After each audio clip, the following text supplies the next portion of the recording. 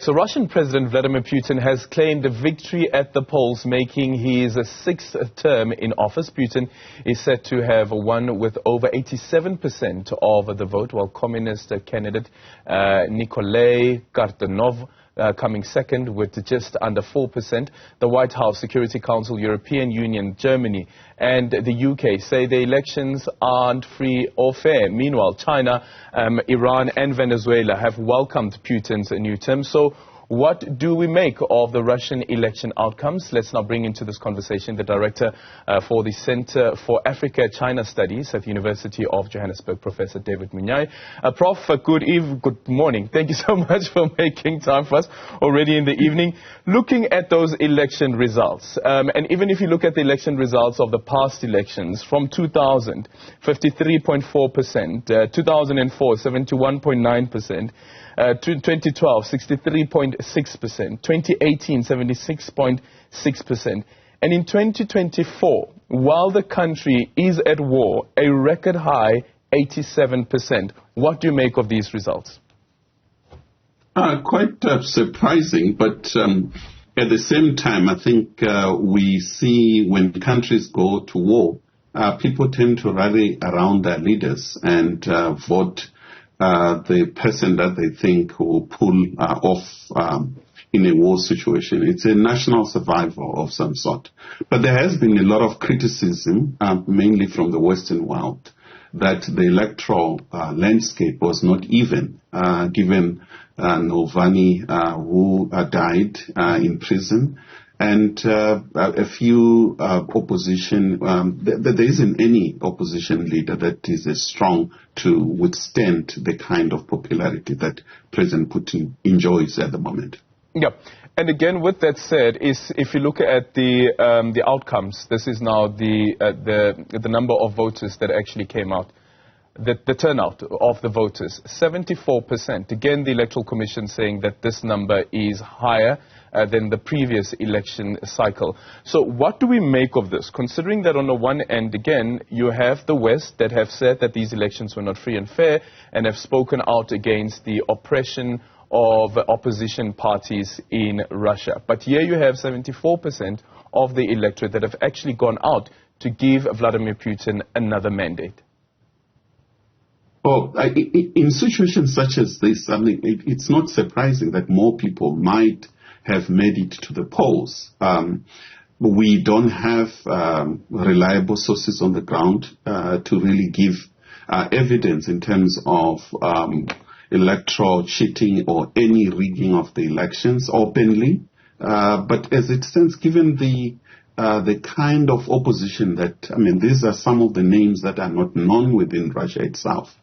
And President Putin has been pushing since the start of the war, and what the Russians consider is they are all under siege from the Western world. Not only the NATO issue, sanctions applied on them, and one wouldn't be surprised to see this kind of situation where they all want to show their patriotism to Mother Russia. Yeah. Does the point that is raised by some in the West, especially in relation to how the elections took place, would that at all lead to the questioning of the credibility of these elections, considering that a decision was taken by the Russian Federation to also have polls being run in Ukraine, where it has occupied some of those territories? The United States, the UK, as well as Germany, the European Union, have come out against this particular decision, but the Russian Federation went ahead with these elections. Well, as it stands, I think you see a divided world. The Western world anti-Putin, whether he stood for these elections or not. On the other hand, you have Russia and countries that support Russia, that some of them you have named, and the rest of the world that does not take either side. So the views are quite sharp. It depends which news outlet you follow. The Western world is 100% opposed to this. There's lack of legitimacy. And on the other side of the camp, you have 100% a strong leader, a man that is defending Russia and Western imperialism And therefore, to really make sense of the two, it's really hard, other than to observe and ensure that as you go forward, there's peace within Russia itself and stability. I think that's what's key at the moment. Yeah. What does this re-election of Vladimir Putin mean for the ongoing war in Ukraine?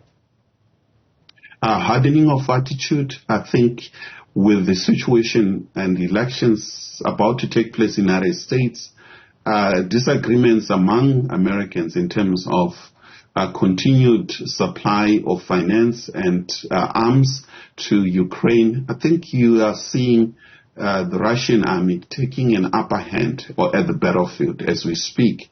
They've been making some advancements in key areas in Donetsk and other areas. And it appears that in the long run, Ukraine won't be able to withstand the force of a Russian force unless NATO directly intervene. In that case, we're talking of a third world war that involves nuclear weapons. Yeah. Our Director General, Zain Dango, is expected to go to Kyiv today. This is according to the statement that was released by DERCO, and this is on the ongoing diplomatic efforts aimed at contributing to the resolution of the Russia-Ukraine conflict. Of course, remember that delegation also last year that was led by President Cyril Ramaphosa. Considering the outcomes of these elections, what does this mean then for mediating efforts and trying to find a solution to the war? Because Vladimir Putin, in his acceptance speech, says that of course we have lots of tasks ahead, but I want to make it clear for everyone, when we were consolidated, no one has ever managed to frighten us. No one has ever managed to frighten us, to suppress us, or to suppress our will and our self-conscious. They failed in the past, and they will fail in the future.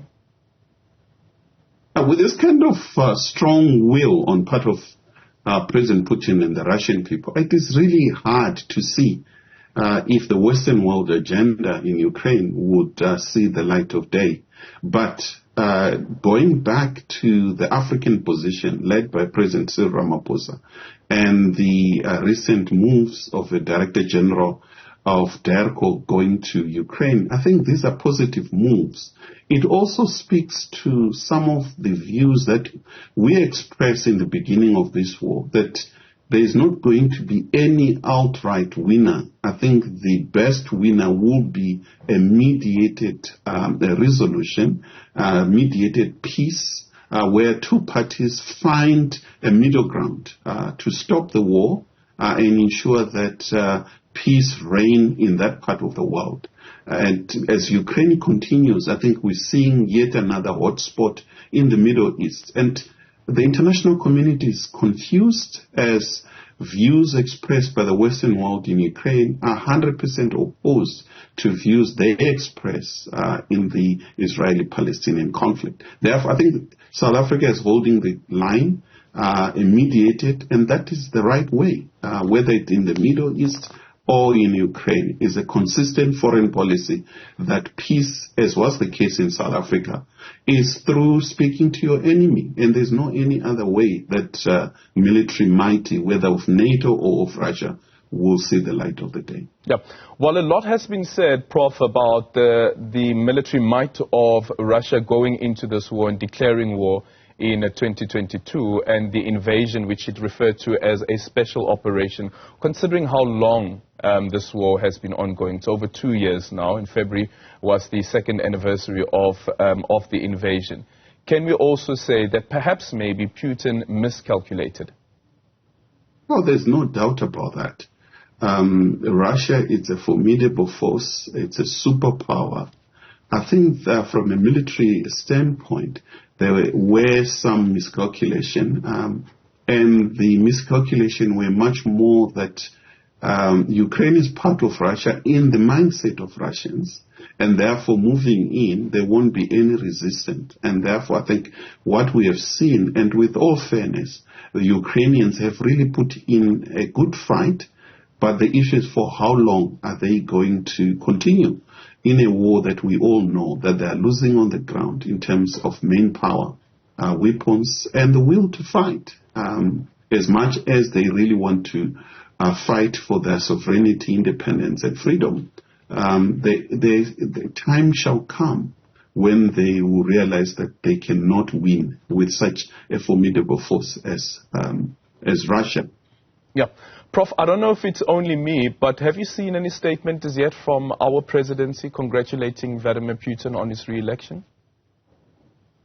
I haven't, but I think we should see it by end of today or this week. It is important that South Africa expresses its view, given the fact that Russia is part of BRICS.